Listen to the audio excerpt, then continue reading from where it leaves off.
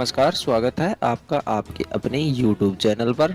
PM किसान सम्मान निधि की 12वीं किस्त कब मिलेगी किसानों को? आपको बता दें कि पीएम किसान सम्मान निधि की 12वीं किस्त जल्द ही किसानों के खातों में आ सकती है, क्योंकि मीडिया रिपोर्ट के मुताबिक 1 सितंबर तक सभी किसानों के खातों में जिन्होंने अपना ई-केवाईसी पूर्ण कर दिया है, उनके खातों में जल्द ही ट्रांसफर कर दी जाएगी। मीडिया रिपोर्ट के मुताबिक 1 सितंबर तक जिन किसानों ने अपना ई-केवाईसी पूरी तरह से पंजीकरण करवा लिया है, उनके खातों में जल्द ही पीएम किसान की 12वीं किस्त का पैसा आ सकता है। आइए जानते हैं, पति पत्नी दोनों को पीएम किसान योजना के तहत मिलेंगे 6,000 रुपए। पीएम किसान सम्मान निधि योजना के तहत सरकार किसानों के खातों में सालाना 6,000 रुपए यानी 2,000 रुपए की 3 किस्तों में भेजती है। लेकिन अब इस प्लान में कई बदलाव भी किए गए हैं। योजना बनाने से लेकर योजना बनने तक, कभी आवेदन को लेकर तो कभी पात्रता को लेकर इसके कई नियम बनाए गए हैं। अब इस योजना में पति पत्नी दोनों को पीएम किसान सम्मान निधि योजना का लाभ दिलाने की बात हो रही है। आप पीएम किसान योजना के अंतर्गत कई तरह के लाभ उठा सकते हैं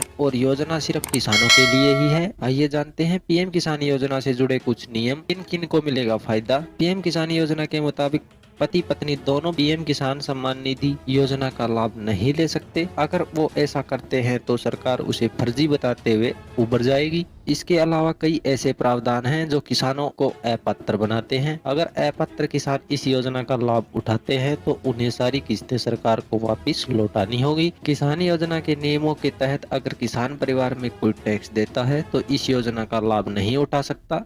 यानी अगर पति पत्नी में से किसी ने पिछले साल इनकम टैक्स का भुगतान किया हो तो भी इस योजना का लाभ नहीं उठा सकता। इसके अलावा और भी बहुत सारे नियम हैं जिनके तहत पीएम किसान योजना का लाभ नहीं उठा सकते। यदि कोई किसान अपनी कृषि भूमि का उपयोग कृषि कार्य के लिए नहीं बल्कि अन्य कार्यों के लिए कर रहा है या दूसरों के खेत में खेती का काम करता हो और खेत उसका ना हो, ऐसे किसान भी पीएम किसान सम्मान निधि योजना का लाभ नहीं उठा सकते। अगर कोई किसान खेती कर रहा है लेकिन खेत उसके नाम पर नहीं है बल्कि उसके पिता या दादा के नाम पर है तो भी उसे पीएम किसान योजना का लाभ नहीं मिलेगा। यदि कोई किसान सरकारी कर्मचारी है या वर्तमान या पूर्व सांसद, विधायक, मंत्री, ऐसे लोगों को भी पीएम किसान योजना का लाभ नहीं मिल सकता, वो भी अपात्र घोषित कर दिए गए।